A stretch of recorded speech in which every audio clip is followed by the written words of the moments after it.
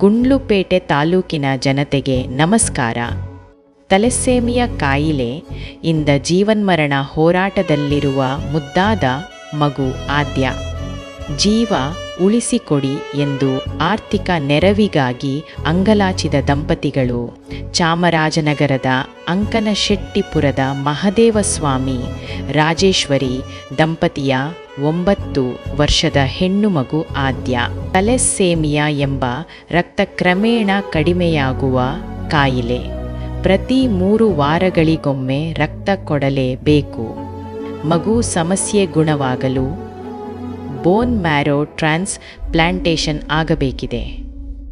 ಆ ಚಿಕಿತ್ಸೆಗೆ ಸರಿಸುಮಾರು 35 ರಿಂದ 40 ಲಕ್ಷ ಹಣದ ಅವಶ್ಯಕತೆ.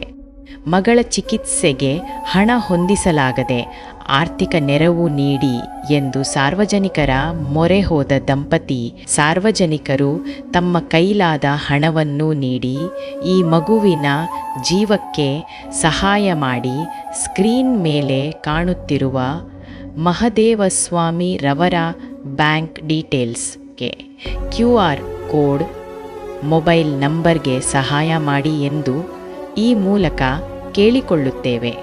ಧನ್ಯವಾದಗಳು.